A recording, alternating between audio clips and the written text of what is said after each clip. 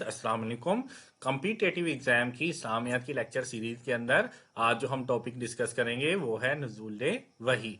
इसके रिलेटेड जितने भी इंपॉर्टेंट एमसीक्यूज हैं हम उन्हें देखेंगे कि कौन कौन से एमसीक्यूज इस टॉपिक के बन सकते हैं।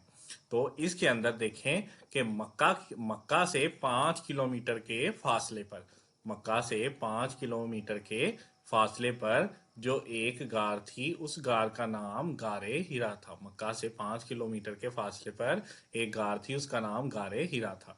नबी अकरम सल्लल्लाहु अलैहि वसल्लम उस गार में इबादत के लिए चले जाया करते थे और ये रमज़ान का महीना था और रमज़ान के महीने में नबी अकरम सल्लल्लाहु अलैहि वसल्लम इबादत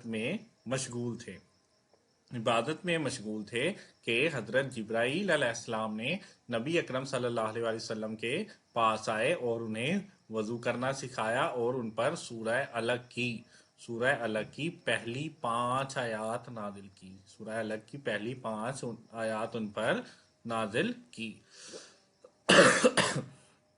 नबी अकरम सल्लल्लाहु अलैहि वसल्लम कांपते हुए अपने घर तशरीफ ले आए और आप हजरत खदीजा के पास आए और उन्हें कहा कि मुझ पर कंबल को ओढ़ दो और सारा वाकया हजरत खदीजा को बयान फरमाया। हजरत खदीजा ने आपकी हौसला अफजाई की कि ये कहा कि अल्लाह ताला आपके साथ है क्योंकि आप लोगों की मदद करते हैं और सादिक और अमीन हैं। हजरत खदीजा ने अपना ये सारा नबी अकरम सल्लल्लाहु अलैहि वसल्लम का वाकया अपने चचाजाद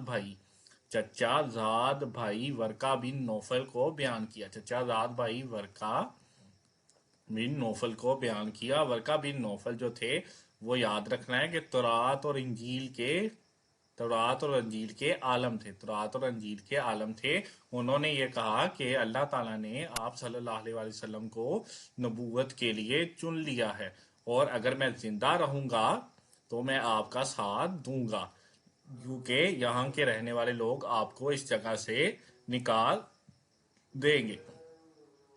हुआ भी यूं कुछ इस तरह ही कि नबी अकरम सल्लल्लाहु अलैहि वसल्लम को मक्का से कत्ल करने का मंसूबा बनाया गया तो नबी अकरम सल्लल्लाहु अलैहि वसल्लम ने मदीना की तरफ हिजरत की और इस तरह वर्का बिन नौफल ने ये जो बात बयान की थी उसके चंद रोज ही बाद वर्का बिन नौफल जो थे वो खुद भी इंतकाल फरमा गए। इस तरह नुज़ूल वही के अंदर जितने भी इंपॉर्टेंट एमसीक्यूज हैं वो मैंने आपको डिस्कस कर दिए हैं।